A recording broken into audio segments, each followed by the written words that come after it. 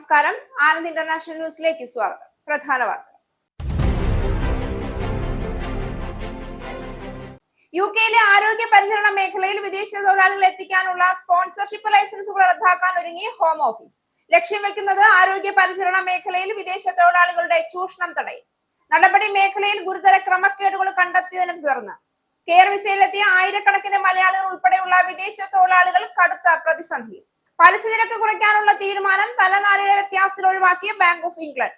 Monetary policy committee തീരുമാനിച്ചത് പലിശ നിരക്കുകൾ 3.75% നിലനിർത്താൻ.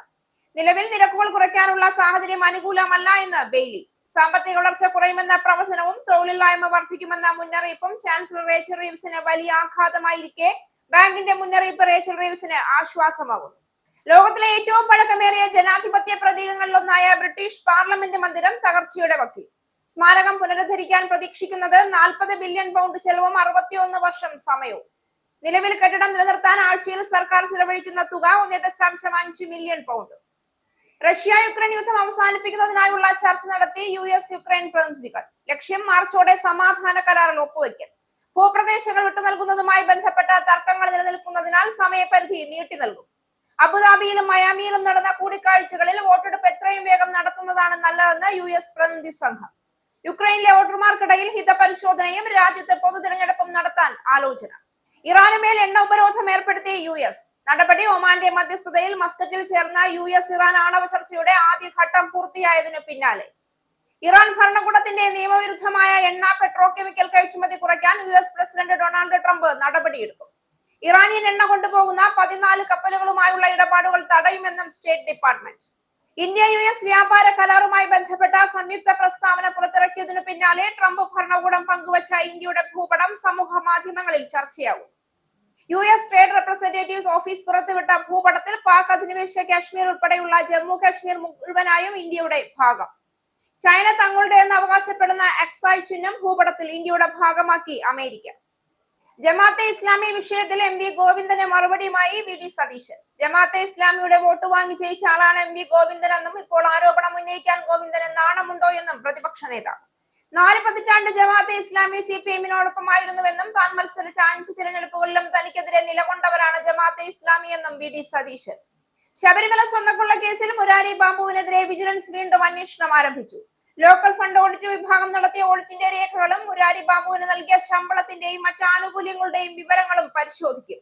ശബരിമല കൂടാതെ മുരാരി ബാബു ജോലി ചെയ്ത മറ്റു ക്ഷേത്രങ്ങളിലെ ഇടപാടുകളും നിർമ്മാണ പ്രവർത്തനങ്ങളും വിജിലൻസ് അന്വേഷണ പരിധിയിൽ. സ്വർണ്ണക്കൊള്ളയുമായി ബന്ധപ്പെട്ട് UDF കൺവീനർ അടൂർ പ്രകാശിനെ SIT ചോദ്യം ചെയ്തു. വാർത്തകൾ വിശദമായി. യുകെയിലെ ആരോഗ്യ പരിചരണ മേഖലയിൽ വിദേശ തൊഴിലാളികളെ ചൂഷണം ചെയ്യാതിരിക്കാൻ വിദേശ തൊഴിലാളികളെ എത്തിക്കാനുള്ള സ്പോൺസർഷിപ്പ് ലൈസൻസുകൾ ഹോം ഓഫീസ് വ്യാപകമായി റദ്ദാക്കുന്നു.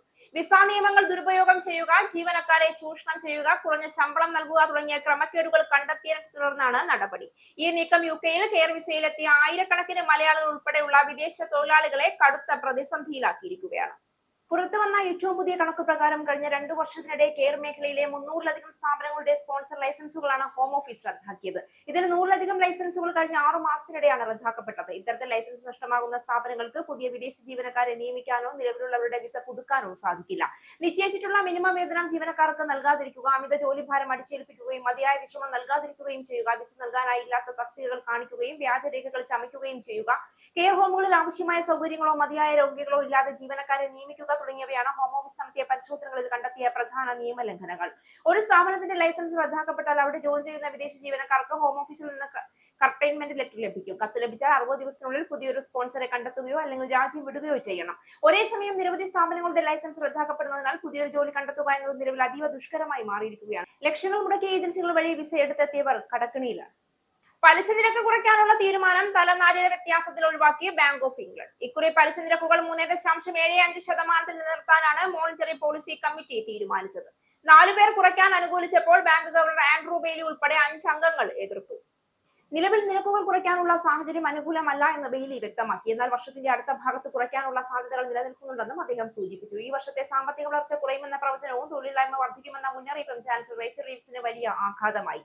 വളർച്ച തിരിച്ചെത്തിക്കുമെന്ന് റീവ്സ് ഉറപ്പു നൽകുന്ന സമയത്താണ് ബാങ്കിന്റെ മുന്നറിയിപ്പ് വന്നത്. CPI പണപ്പെരുപ്പം ലക്ഷ്യമിട്ട 2% സ്പ്രിങ്ങോടെ എത്തുമെന്നാണ് കരുതുന്നത്. പണപ്പെരുപ്പം നിയന്ത്രിക്കാൻ ആവശ്യമായ നടപടികളാണ് ഇപ്പോൾ സ്വീകരിക്കുന്നതെന്ന് ബെയ്ലി പറഞ്ഞു. അടുത്ത 2 വർഷവും സമ്പദ്വ്യവസ്ഥ ദുർബലമായി തുടരുമെന്ന പ്രവചനവും തൊഴിൽ മേഖലയിൽ പ്രതിസന്ധി രൂക്ഷമാകുമെന്ന മുന്നറിയിപ്പും UK സർക്കാരിന് പുതിയ വെല്ലുവിളിയാണ്.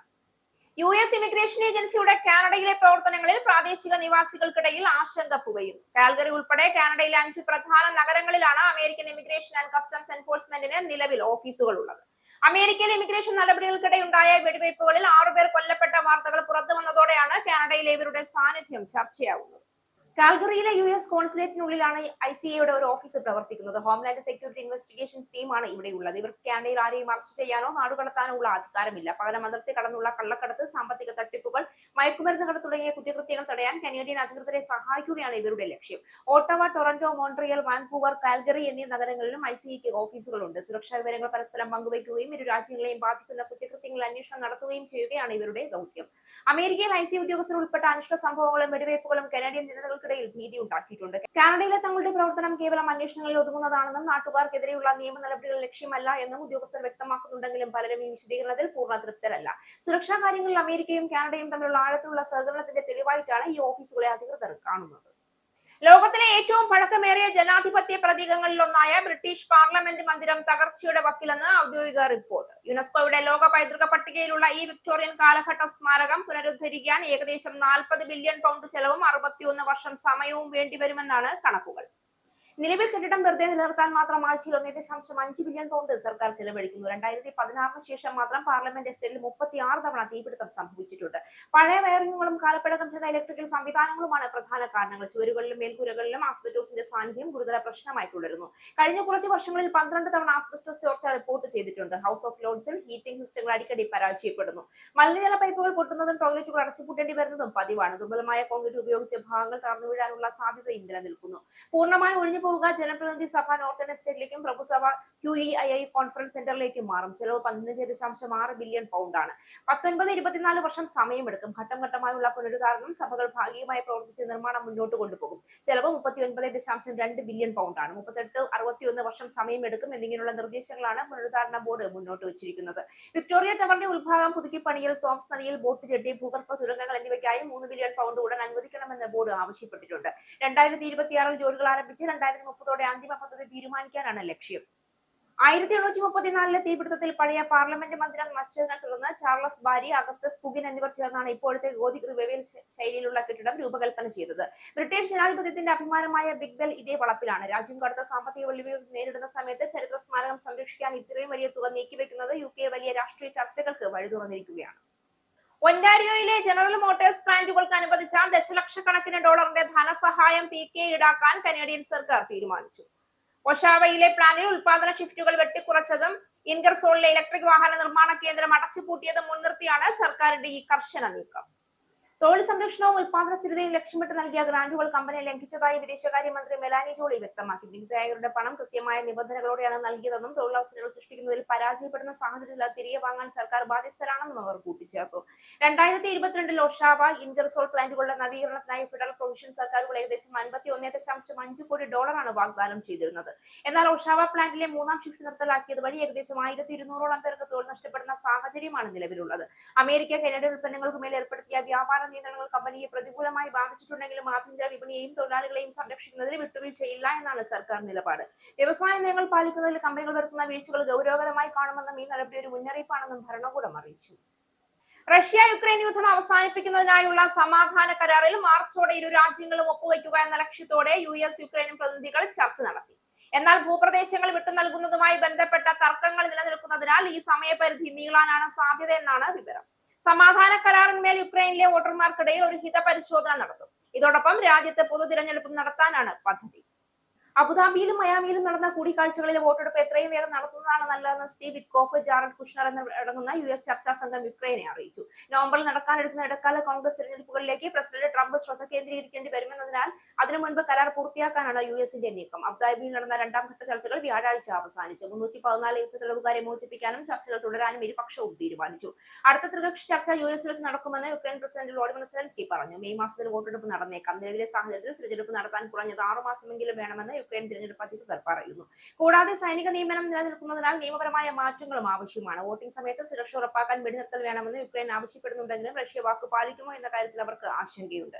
യുഎസിൽ നിന്നും മറ്റ് പങ്കാളികളിൽ നിന്നും കൃത്യമായ സുരക്ഷാ ഉറപ്പുകൾ ലഭിക്കാതെ യാതൊരു കരാറിനും തയ്യാറല്ല എന്നാണ് യുക്രൈൻ നിലപാട്. ഈ വിഷയത്തിൽ വൈറ്റ് ഹൌസോ റഷ്യ ഔദ്യോഗികമായി പ്രതികരിച്ചിട്ടില്ല. ഇന്ത്യ US വ്യാപാര കരാർ യാഥാർത്ഥ്യത്തിലേക്ക്. ഇത് സംബന്ധിച്ച സംയുക്ത പ്രസ്താവന ഇരു രാജ്യങ്ങളും പുറത്തുവിട്ടു. മാസങ്ങൾ നീണ്ട ചർച്ചകൾക്കും തർക്കങ്ങൾക്കും ശേഷമാണ് ഇന്ത്യയും US വെള്ളിയാഴ്ച ഇടക്കാല വ്യാപാര കരാറിന്റെ രൂപരേഖ തയ്യാറാക്കിയത്. US നിന്നുള്ള ചുവന്ന ചോളം, കശുവണ്ടി, ബദാം, പഴവർഗ്ഗങ്ങൾ, സോയാബീൻ ഓയിൽ, വൈൻ, സ്പിരിറ്റ് എന്നിവ ഉൾപ്പെടെയുള്ള ഭക്ഷ്യ കാർഷിക ഉൽപ്പന്നങ്ങളുടെ ഇറക്കുമതി തീരുവ ഇന്ത്യ ഒഴിവാക്കുകയോ കുറയ്ക്കുകയോ ചെയ്യുമെന്ന് പ്രസ്താവനയിൽ പറയുന്നു. 5 വർഷത്തിനുള്ളിൽ $50,000 കോടി സാധനങ്ങൾ ഇറക്കുമതി ചെയ്യും. ഇരു രാജ്യങ്ങൾക്കും താൽപര്യമുള്ള മേഖലകളിൽ മുൻഗണനാടിസ്ഥാനത്തിൽ വിപണി സൗകര്യങ്ങൾ ലഭ്യമാക്കാൻ ഇന്ത്യയും US പ്രതിജ്ഞാബദ്ധമാണെന്ന് പ്രസ്താവനയിൽ പറയുന്നു. ഇന്ത്യൻ ഉൽപ്പന്നങ്ങൾക്ക് US ചുമത്തിയിരുന്ന 25% നികുതി 18% കുറച്ചു. ഇതുകൂടാതെ റഷ്യയിൽ നിന്ന് എണ്ണ വാങ്ങുന്നതുമായി ബന്ധപ്പെട്ട് ഇന്ത്യക്ക് ഏർപ്പെടുത്തിയിരുന്ന 25% അധിക നികുതിയും കുറച്ചിട്ടുണ്ട്. റഷ്യൻ ഉൽപ്പന്നങ്ങൾക്ക് എണ്ണ വാങ്ങുന്നത് നിർത്തിയ പകരം US നിന്ന് കൂടുതൽ ഊർജ്ജ ഉൽപ്പന്നങ്ങൾ വാങ്ങുമെന്ന് ഇന്ത്യ ഉറപ്പു നൽകിയ പശ്ചാത്തലത്തിലാണ് പ്രത്യേക ഉത്തരവിറക്കിയത്. എന്നാൽ ഇന്ത്യ റഷ്യയിൽ നിന്ന് എണ്ണ ഇറക്കുമതി പുനരാരംഭിച്ചാൽ ഈ തീരുവ തിരികെ ഏർപ്പെടുത്തുമെന്നും ഉത്തരവിൽ മുന്നറിയിപ്പുണ്ട്. കാർഷിക ക്ഷീര മേഖലകളിൽ നിയന്ത്രിത ഇളവാണ് വരുത്തിയിരിക്കുന്നത്. ചില US വിളകൾക്ക് തീരുവ കുറയ്ക്കും. ഇന്ത്യൻ അരി ഇറക്കുമതിക്ക് മുൻഗണന നൽകുമെന്ന് US സംയുക്ത പ്രസ്താവനയിൽ വ്യക്തമാക്കുന്നു.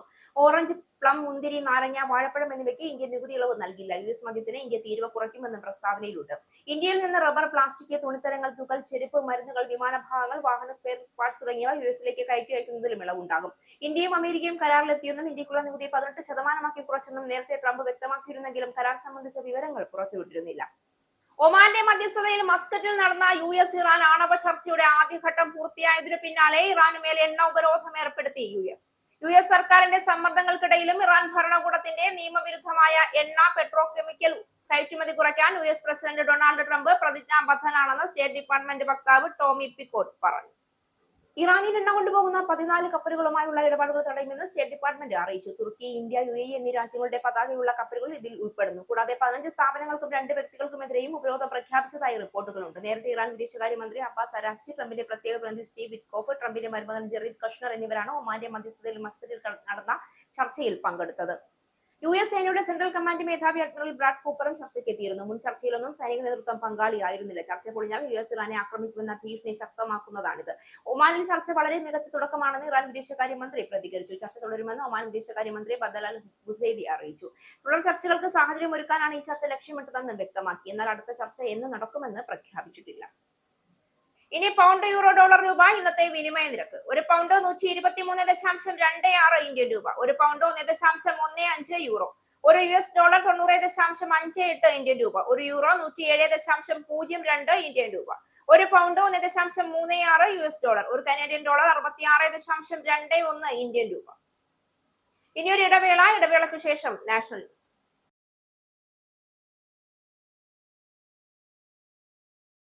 നമസ്കാരം, നാഷണൽ ന്യൂസിലേക്ക് സ്വാഗതം. ഇന്ത്യയും US വ്യാപാര കരാറുമായി ബന്ധപ്പെട്ട സംയുക്ത പ്രസ്താവന പുറത്തിറക്കിയതിനു പിന്നാലെ ട്രംപ് ഭരണകൂടം പങ്കുവച്ച ഇന്ത്യയുടെ ഭൂപടം സമൂഹ മാധ്യമങ്ങളിൽ ചർച്ചയാകുന്നു. വ്യാപാര കരാറിന്റെ വിശദാംശങ്ങൾ പുറത്തുവിടുന്നതിനിടെ US ട്രേഡ് റെപ്രസെന്റേറ്റീവ്സ് ഓഫീസ് പുറത്തുവിട്ട ഭൂപടത്തിൽ പാക് അധിനിവേശ കാശ്മീർ ഉൾപ്പെടെയുള്ള ജമ്മു കാശ്മീർ മുഴുവനായും ഇന്ത്യയുടെ ഭാഗമായാണ് രേഖപ്പെടുത്തിയിരിക്കുന്നത്. മാത്രമല്ല, ചൈന തങ്ങളുടേതെന്ന് അവകാശപ്പെടുന്ന അക്സായ് ചിഹ്നം ഈ ഔദ്യോഗിക ഭൂപടത്തിൽ ഇന്ത്യയുടെ ഭാഗമായി ഉൾപ്പെടുത്തിയിട്ടുണ്ട് എന്നത് ശ്രദ്ധേയമാണ്. യുഎസിന്റെ ഈ നീക്കം വലിയ രാഷ്ട്രീയ പ്രാധാന്യത്തോടെയാണ് നിരീക്ഷിക്കപ്പെടുന്നത്. മുൻപ് യുഎസ്ഒ സ്റ്റേറ്റ് ഡിപ്പാർട്ട്മെന്റോ പുറത്തുവിട്ട ഭൂപടങ്ങളിൽ പാകിസ്ഥാന്റെ ആശങ്കകൾ കണക്കിലെടുത്ത് പാക് അധിനിവേശ കാശ്മീരിനെ വ്യക്തമായി വേർതിരിച്ച് രേഖപ്പെടുത്താറുണ്ടായിരുന്നു. എന്നാൽ ട്രംപ് ഭരണകൂടം പുറത്തിറക്കിയ ഏറ്റവും പുതിയ ഭൂപടം പാകിസ്ഥാന്റെ അവകാശവാദങ്ങളെ പാടെ തള്ളിക്കളയുന്നതാണ്. ജമ്മു കാശ്മീർ, ലഡാക്കിന്റെ ചില ഭാഗങ്ങൾ, ഗുജറാത്തിലെ ജുനഗഡ്, മാനവദർ, സർക്രീക്ക് എന്നിവ തങ്ങളുടേതാണെന്ന് അവകാശപ്പെട്ട് 2020 പാകിസ്ഥാൻ പുതിയ രാഷ്ട്രീയ ഭൂപടം പുറത്തിറക്കിയിരുന്നു. ഇന്ത്യ ഈ നീക്കത്തെ രാഷ്ട്രീയ വിഡ്ഢിതം എന്ന് വിശേഷിപ്പിക്കുകയും ഇന്ത്യൻ പ്രദേശങ്ങൾക്ക് മേലുള്ള ഇത്തരം അനാവശ്യ അവകാശവാദങ്ങളെ തള്ളിക്കളയുകയും ചെയ്തു. ചൈനയും ഇന്ത്യൻ പ്രദേശങ്ങൾക്ക് മേൽ ആവർത്തിച്ച അവകാശവാദങ്ങൾ ഉന്നയിച്ചിട്ടുണ്ട്. 2023 ഓഗസ്റ്റിൽ ചൈന പുറത്തിറക്കിയ പരിഷ്കരിച്ച ഭൂപടത്തിൽ ചൈന അരുണാചൽ പ്രദേശും 1962 യുദ്ധത്തിൽ ചൈന കൈക്കലാക്കിയ അക്സായ് ചിഹ്നം തങ്ങളുടെ ഭാഗമായി രേഖപ്പെടുത്തി. ഇത്തരം നടപടികൾ നിലവിലെ യാഥാർത്ഥ്യത്തിന് മാറ്റമുണ്ടാക്കില്ല എന്ന് വ്യക്തമാക്കി ഇന്ത്യ അവകാശവാദങ്ങളെയും തള്ളിക്കളഞ്ഞിരുന്നു. 2 ദിവസത്തെ ഔദ്യോഗിക സന്ദർശനത്തിനായി പ്രധാനമന്ത്രി നരേന്ദ്രമോദി മലേഷ്യയിലെത്തി. മലേഷ്യൻ പ്രധാനമന്ത്രി അൻവർ ഇബ്രാഹിമിന്റെ ക്ഷണം സ്വീകരിച്ചാണ് പ്രധാനമന്ത്രിയുടെ സന്ദർശനം. 2024 ഓഗസ്റ്റിൽ ഇന്ത്യയും മലേഷ്യയും തങ്ങളുടെ ഉഭയകക്ഷി ബന്ധങ്ങൾ സമഗ്ര തന്ത്രപരമായ പങ്കാളിത്തമായി ഉയർത്തിയതിനു ശേഷമുള്ള ആദ്യത്തെ സന്ദർശനമാണ്. നേരത്തെ 2 തവണ മോദി മലേഷ്യയിലെത്തിയിരുന്നു. പ്രതിരോധം സുരക്ഷാ സഹകരണം വർദ്ധിപ്പിക്കാനും ഇരു രാജ്യങ്ങൾക്കിടയിലുള്ള സാമ്പത്തിക നൂതന പങ്കാളിത്തം ശക്തിപ്പെടുത്താനുമാണ് തന്റെ സന്ദർശനം ലക്ഷ്യമിടുന്നതെന്ന് പ്രധാനമന്ത്രി പറഞ്ഞു. ഇന്ത്യയും മലേഷ്യയും തമ്മിലുള്ള ചരിത്രപരമായ ബന്ധത്തിൽ സമീപ വർഷങ്ങളിൽ കൂടുതൽ പുരോഗതി കൈവരിച്ചതായി യാത്ര തിരിക്കുന്നതിന് മുൻപുള്ള പ്രസ്താവനയിൽ പ്രധാനമന്ത്രി പറഞ്ഞു. പ്രധാനമന്ത്രി അൻവർ ഇബ്രാഹിമുമായുള്ള ചർച്ചകൾക്കും ഇരു രാജ്യങ്ങൾക്കുമിടയിലെ സമഗ്ര തന്ത്രപരമായ പങ്കാളിത്തം കൂടുതൽ മെച്ചപ്പെടുത്തുന്നതിനും ഞാൻ കാത്തിരിക്കുകയാണ്. പ്രതിരോധ സുരക്ഷാ ബന്ധങ്ങൾ ആഴത്തിലാക്കാനും സാമ്പത്തിക നൂതന പങ്കാളിത്തം ശക്തിപ്പെടുത്താനും പുതിയ മേഖലകളിലേക്ക് സഹകരണം വിപുലീകരിക്കാനും ഇന്ത്യയും മലേഷ്യയും ലക്ഷ്യമിടുമെന്നും മോദി പറഞ്ഞു. മലേഷ്യയിലെ ഇന്ത്യൻ സമൂഹവുമായി സംവദിക്കാനുള്ള തന്റെ ആകാംക്ഷയും പ്രധാനമന്ത്രി പ്രകടിപ്പിച്ചു. 3 ദശലക്ഷത്തോളം വരുന്ന മലേഷ്യയിലെ ഇന്ത്യൻ സമൂഹം ലോകത്തിലെ ഏറ്റവും വലിയ ഇന്ത്യൻ പ്രവാസി സമൂഹങ്ങളിൽ ഒന്നാണ്. മലേഷ്യയുടെ വികസനത്തിന് അവരുടെ സംഭാവനയും നമ്മുടെ 2 രാജ്യങ്ങൾക്കിടയിലുള്ള ഊർജ്ജസ്വലമായ കണ്ണി എന്ന നിലയിലുള്ള അവരുടെ പങ്കും നമ്മുടെ ദീർഘകാല സൗഹൃദത്തിന് ശക്തമായ അടിത്തറ നൽകുന്നുവെന്നും അദ്ദേഹം കൂട്ടിച്ചേർത്തു. പ്രധാനമന്ത്രിയുടെ സന്ദർശന വേളയിൽ പ്രധാനമന്ത്രി മോദി മലേഷ്യൻ പ്രധാനമന്ത്രിയുമായി ഉഭയകക്ഷി ചർച്ചകൾ നടത്തുകയും ഇന്ത്യൻ സമൂഹാംഗങ്ങളുമായും വ്യവസായ വാണിജ്യ മേഖലകളിലെ പ്രതിനിധികളുമായും കൂടിക്കാഴ്ച നടത്തുകയും ചെയ്യുമെന്ന് വിദേശകാര്യ മന്ത്രാലയം അറിയിച്ചു. പ്രധാനമന്ത്രിയുടെ സന്ദർശനത്തോടനുബന്ധിച്ച് 10ാമത് ഇന്ത്യ മലേഷ്യ സിഇഒ ഫോറവും നടക്കും. മേഘാലയയിലെ ഈസ്റ്റ് ജയന്തിയ ഹിൽസിലെ അനധികൃത കൽക്കരി ഖനിയിൽ ഉണ്ടായ സ്ഫോടനത്തിൽ മരിച്ചവരുടെ എണ്ണം 25ആയി. അസം, നേപ്പാൾ എന്നിവിടങ്ങളിൽ നിന്നുള്ള തൊഴിലാളികളാണ് മരിച്ചവരിൽ ഏറെ. ഖനി നടത്തിപ്പുകാരായ 2 പേരെ അറസ്റ്റ് ചെയ്തു. ഖനിയിൽ കൂടുതൽ പേർ കുടുങ്ങിക്കിടക്കുന്നു എന്നാണ് സൂചന. 50ലധികം ആളുകൾ ഉള്ളിലുണ്ടാകുമെന്നാണ് നാട്ടുകാർ പറയുന്നത്. ദേശീയ ദുരന്ത നിവാരണ സേനയുടെ 3 സംഘങ്ങൾ തിരച്ചിൽ തുടരുകയാണ്. കര, വ്യോമസേനകളും BSFും സ്ഥലത്തുണ്ട്. ഖനിയിടുന്നതും വിഷവാതകം നിറയുന്നതും പ്രതിസന്ധിയാണ്. കഷ്ടിച്ച് 3-4 അടി മാത്രം വ്യാസമുള്ളതാണ് ഇത്തരം ഖനികൾ. സമീപ പ്രദേശത്തേക്ക് ഒട്ടേറെ ഉപേക്ഷിച്ച ഖനികൾ ഉള്ളതും രക്ഷാപ്രവർത്തനത്തിന് തടസ്സമാണ്. വ്യാഴാഴ്ചയാണ് ഖനിയിൽ നടത്തിയ ഡൈനമൈറ്റ് സ്ഫോടനത്തിൽ ദുരന്തമുണ്ടായി. 18 പേരുടെ മൃതദേഹം വ്യാഴാഴ്ച കണ്ടെടുത്തിരുന്നു. ചെറിയ മാളങ്ങൾ ഉണ്ടാക്കി യന്ത്രങ്ങൾ ഉപയോഗിക്കാതെ കൽക്കരി ഖനനം ചെയ്യുന്ന രീതിയാണ് എലിമട ഖനനികളിൽ. ജയന്തിയ ഹിൽസിൽ മാത്രം 1000ലേറെ ഇത്തരം ഖനികളുണ്ട്. മരിച്ചവരുടെ കുടുംബാംഗങ്ങൾക്ക് മേഘാലയ സർക്കാർ 3 ലക്ഷം രൂപയും അസം സർക്കാർ 5 ലക്ഷം രൂപയും പ്രഖ്യാപിച്ചു. ജമാഅത്തെ ഇസ്ലാമിയുടെ UDF പിന്തുണയെ വിമർശിച്ച CPIM സംസ്ഥാന സെക്രട്ടറി MV ഗോവിന്ദന് മറുപടിയുമായി പ്രതിപക്ഷ നേതാവ് VD സതീശൻ. ജമാഅത്തെ ഇസ്ലാമിയുടെ വോട്ട് വാങ്ങി ജയിച്ച ആളാണ് M ഗോവിന്ദൻ എന്നും ഇപ്പോൾ ആരോപണം ഉന്നയിക്കാൻ ഗോവിന്ദന് നാണമുണ്ടോ എന്നും സതീശൻ ചോദിച്ചു.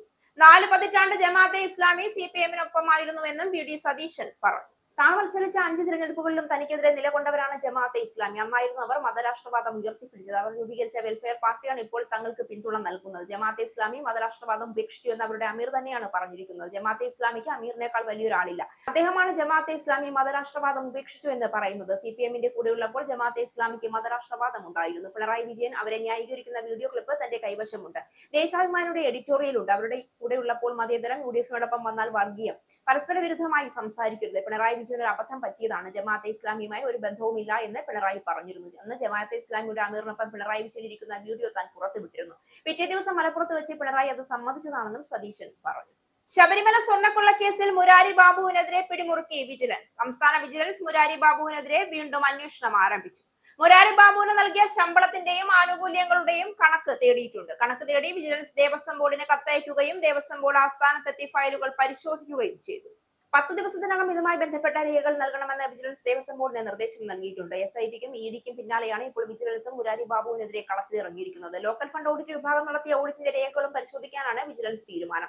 ശബരിമല കൂടാതെ മുരാരി ബാബു ജോലി ചെയ്ത മറ്റു ക്ഷേത്രങ്ങളിലെ ഇടപാടുകളും നിർമ്മാണ പ്രവർത്തനങ്ങളും അന്വേഷിക്കും. മുരാരി ബാബു വരവിൽ കവിഞ്ഞ സ്വത്ത് സമ്പാദിച്ചു എന്ന വിലയിരുത്തലിന് പിന്നാലെയാണ് ഇക്കാര്യങ്ങൾ പരിശോധിക്കാൻ ഒരുങ്ങുന്നത്. ക്രമക്കേടുകളിലൂടെ നേടിയെടുത്ത പണം മറ്റെവിടെയെങ്കിലും നിക്ഷേപിച്ചിട്ടുണ്ടോ എന്നും വിജിലൻസ് സംശയിക്കുന്നുണ്ട്. പെരുന്നയിൽ 2 കോടി രൂപ ചെലവാക്കി മുരാരി ബാബു നിർമ്മിച്ച വീടിന്റെ രേഖകൾ നേരത്തെ വിജിലൻസ് പരിശോധിച്ചു. തുടർന്ന് നടക്കുന്ന അന്വേഷണത്തിൽ സ്വർണ്ണക്കൊള്ളയിൽ പങ്കുള്ള മറ്റു ഉദ്യോഗസ്ഥരുടെ സ്വത്ത് വിവരങ്ങളും വിജിലൻസ് ശേഖരിക്കുമെന്നാണ് സൂചന. അതേസമയം സ്വർണ്ണക്കൊള്ള കേസിൽ പുതിയ നീക്കവുമായി രംഗത്തെത്തിയിരിക്കുകയാണ് SIT. ദ്വാരപാലക ശില്പങ്ങളിലെ സ്വർണ്ണപ്പാളികൾ കഴിഞ്ഞ വർഷം സ്വർണ്ണം പൂശാൻ കൊണ്ടുപോയതിൽ പ്രത്യേക കേസ് രജിസ്റ്റർ ചെയ്ത് അന്വേഷിക്കാനാണ് SITയുടെ നീക്കം. ഇതിനായി നിയമോപദേശം ലഭിച്ചുവെന്നാണ് സൂചന. അങ്ങനെയെങ്കിൽ PS പ്രശാന്ത് അധ്യക്ഷനായ കഴിഞ്ഞ ദേവസ്വം ബോർഡും പ്രതിപട്ടികയിൽ വന്നേക്കും. കഴിഞ്ഞ വർഷം സ്വർണ്ണം പൂശിയതുമായി ബന്ധപ്പെട്ടുള്ള ഇടപാടുകൾ 2019 നടന്ന സ്വർണ്ണക്കൊള്ള മറയ്ക്കാനുള്ള നീക്കമായിരുന്നുവെന്ന് ഹൈക്കോടതി സംശയം പ്രകടിപ്പിച്ചിരുന്നു. ഇതിന് പിന്നാലെയാണ് കേസെടുക്കാൻ SIT നീക്കം നടത്തുന്നത്. ശബരിമല സ്വർണ്ണക്കൊള്ളയുമായി ബന്ധപ്പെട്ട് UDF കൺവീനർ അടൂർ പ്രകാശിനെ SIT ചോദ്യം ചെയ്തു. പോലീസ് ആസ്ഥാനത്തേക്ക് വിളിച്ചു വരുത്തിയാണ് ചോദ്യം ചെയ്തത്. സ്വർണ്ണക്കൊള്ളയിലെ മുഖ്യപ്രതി ഉണ്ണികൃഷ്ണൻ പോറ്റിയുമായുള്ള ബന്ധമടക്കം SIT ചോദിച്ചറിയുന്നുണ്ട്. ശബരിമലയിൽ മോഷ്ടിക്കപ്പെട്ട സ്വർണം വാങ്ങിയവരും വിറ്റവരും തമ്മിലുള്ള ബന്ധം, അടൂർ പ്രകാശ് പല സ്ഥലങ്ങളിൽ ഇവരുമായി കൂടിക്കാഴ്ച നടത്തിയ സാഹചര്യം, പാരിതോഷികങ്ങൾ കൈപ്പറ്റിയ സാഹചര്യം അടക്കം SIT വിശദമായി ചോദിക്കുന്നതായാണ് വിവരം.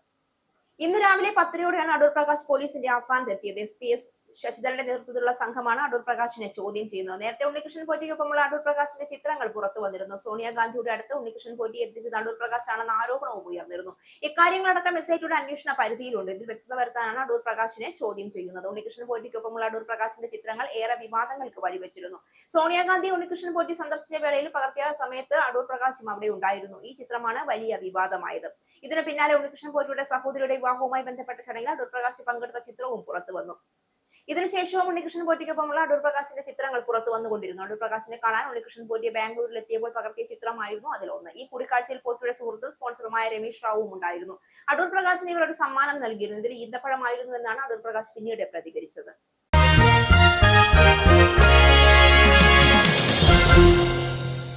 കൗമാര ക്രിക്കറ്റിന്റെ ലോകവേദിയിൽ ഒരു 14കാരന്റെ അസാമാന്യ പ്രകടനത്തിൽ പിറന്നത് പുതുചരിത്രം. അണ്ടർ 19 ലോകകപ്പ് ഫൈനലിലെ വൈഭവ് സൂര്യവംശി എന്ന പേര് മാത്രം മുഴങ്ങി. 175 റൺസുമായി ഫൈനലിലെ വൈഭവ് കത്തിക്കേറിയപ്പോൾ ഇന്ത്യക്ക് 6ാം ലോകകപ്പ് കിരീടം. അപരാജിത കുതിപ്പ് നടത്തിയാണ് ആയുഷ് മാത്രയും സംഘവും കിരീടത്തിൽ മുത്തമിട്ടത്. ചിരവൈരികളായ പാകിസ്ഥാനും ബംഗ്ലാദേശിനും കണക്കിന് മറുപടി കൊടുത്ത് മുന്നേറിയാണ് ഇന്ത്യൻ കൗമാരപ്പട കലാശപ്പോരിലേക്ക് എത്തിയത്. കലാശപ്പോരിലെ ചിത്രം വൈഭവിന്റെ പേരിൽ മാത്രം ചുരുങ്ങി. ഇന്ത്യൻ കൗമാരപ്പടയുടെ സ്വപ്നക്കുതിപ്പിനെ കിരീടത്തോടെ പര്യവസാനം. തകർപ്പൻ ജയത്തോടെയാണ് ഇന്ത്യ അണ്ടർ 19 ലോകകപ്പ് ടൂർണമെന്റ് തുടങ്ങിയത്. യുഎസിനെതിരെ ആധികാരിക വിജയമാണ് ആയുഷ് മാത്രയും സംഘവും സ്വന്തമാക്കിയത്. 6 വിക്കറ്റിന് ഇന്ത്യയുടെ കൗമാരപ്പട ജയിച്ചു കയറി. ആദ്യം ബാറ്റ് ചെയ്ത യുഎസിനെ ഇന്ത്യ 107 റൺസിന് എറിഞ്ഞിട്ടു. 5 വിക്കറ്റ് എടുത്ത ഹെനിൽ പട്ടേലാണ് യുഎസ് ബാറ്റിംഗ് നിരയുടെ നട്ടലൊടിച്ചത്. താരം 7 ഓവറിൽ 16 റൺസ് മാത്രം വിട്ടുകൊടുത്ത് 5 വിക്കറ്റ് എടുത്തു. മറുപടി ബാറ്റിംഗ് ഇറങ്ങിയ ഇന്ത്യയുടെ ലക്ഷ്യം 37 ഓവറിൽ 96 റൺസാക്കി പുതുക്കി. 17.2 ഓവറിൽ 4 വിക്കറ്റ് മാത്രം നഷ്ടപ്പെടുത്തി ഇന്ത്യ വിജയ തീരമായി. പ്രധാന വാർത്തകൾ ഒരിക്കൽ കൂടി. യുകെയിലെ ആരോഗ്യ പരിചരണ മേഖലയിൽ വിദേശ തൊഴിലാളികളെ എത്തിക്കാനുള്ള സ്പോൺസർഷിപ്പ് ലൈസൻസുകൾ റദ്ദാക്കാൻ ഒരുങ്ങി ഹോം ഓഫീസ്. ലക്ഷ്യം വെക്കുന്നത് ആരോഗ്യ പരിചരണ മേഖലയിൽ വിദേശ തൊഴിലാളികളുടെ ചൂഷണം തടയും. നടപടി മേഖലയിൽ ഗുരുതര ക്രമക്കേടുകൾ കണ്ടെത്തിയതിനെ തുടർന്ന് കെയർ വിസയിലെത്തിയ ആയിരക്കണക്കിന് മലയാളികൾ ഉൾപ്പെടെയുള്ള വിദേശ തൊഴിലാളികൾ കടുത്ത പ്രതിസന്ധിയിൽ. പലിശ നിരക്ക് കുറയ്ക്കാനുള്ള തീരുമാനം തലനാരിഴ വ്യത്യാസത്തിൽ ഒഴിവാക്കിയ bank of England. Monetary policy committee തീരുമാനിച്ചത് പലിശ നിരക്കുകൾ 3.75% നിലനിർത്താൻ. നിലവിൽ നിരക്കുകൾ കുറയ്ക്കാനുള്ള സാഹചര്യം അനുകൂലമല്ല എന്ന് ബെയ്ലി. സാമ്പത്തിക വളർച്ച കുറയുമെന്ന പ്രവചനവും തൊഴിലില്ലായ്മ വർദ്ധിക്കുമെന്ന മുന്നറിയിപ്പും ചാൻസലർ റേച്ചൽ റീവ്സിന് വലിയ ആഘാതമായിരിക്കെ ബാങ്കിന്റെ മുന്നറിയിപ്പ് റേച്ചൽ റീവ്സിന് ആശ്വാസമാകുന്നു. ലോകത്തിലെ ഏറ്റവും പഴക്കമേറിയ ജനാധിപത്യ പ്രതീകങ്ങളിലൊന്നായ ബ്രിട്ടീഷ് പാർലമെന്റ് മന്ദിരം തകർച്ചയുടെ വക്കിൽ. സ്മാരകം പുനരുദ്ധരിക്കാൻ പ്രതീക്ഷിക്കുന്നത് 40 ബില്യൺ പൗണ്ട് ചെലവും 61 വർഷം സമയവും. നിലവിൽ കെട്ടിടം നിലനിർത്താൻ ആഴ്ചയിൽ സർക്കാർ ചെലവഴിക്കുന്ന തുക 1.5 മില്യൺ പൗണ്ട്. റഷ്യ യുക്രൈൻ യുദ്ധം അവസാനിപ്പിക്കുന്നതിനായുള്ള ചർച്ച നടത്തി US യുക്രൈൻ പ്രതിനിധികൾ. ലക്ഷ്യം മാർച്ചോടെ സമാധാന കരാറിൽ ഒപ്പുവയ്ക്കൽ. ഭൂപ്രദേശങ്ങൾ വിട്ടു നൽകുന്നതുമായി ബന്ധപ്പെട്ട തർക്കങ്ങൾ നിലനിൽക്കുന്നതിനാൽ സമയപരിധി നീട്ടി നൽകും. അബുദാബിയിലും മയാമിയിലും നടന്ന കൂടിക്കാഴ്ചകളിൽ വോട്ടെടുപ്പ് എത്രയും വേഗം നടത്തുന്നതാണ് നല്ലതെന്ന് US പ്രതിനിധി സംഘം. യുക്രൈനിലെ വോട്ടർമാർക്കിടയിൽ ഹിതപരിശോധനയും രാജ്യത്ത് പൊതു തിരഞ്ഞെടുപ്പും നടത്താൻ ആലോചന. ഇറാനുമേൽ എണ്ണ ഉപരോധം ഏർപ്പെടുത്തിയ US. നടപടി ഒമാന്റെ മധ്യസ്ഥതയിൽ മസ്കറ്റിൽ ചേർന്ന US ഇറാൻ ആണവ ചർച്ചയുടെ ആദ്യഘട്ടം പൂർത്തിയായതിനു പിന്നാലെ ഇറാൻ ഭരണകൂടത്തിന്റെ നിയമവിരുദ്ധമായ എണ്ണ പെട്രോകെമിക്കൽ കയറ്റുമതി കുറയ്ക്കാൻ US പ്രസിഡന്റ് ഡൊണാൾഡ് ട്രംപ് നടപടിയെടുക്കും. ഇറാനിയൻ എണ്ണ കൊണ്ടുപോകുന്ന 14 കപ്പലുകളുമായുള്ള ഇടപാടുകൾ തടയുമെന്നും സ്റ്റേറ്റ് ഡിപ്പാർട്ട്മെന്റ്.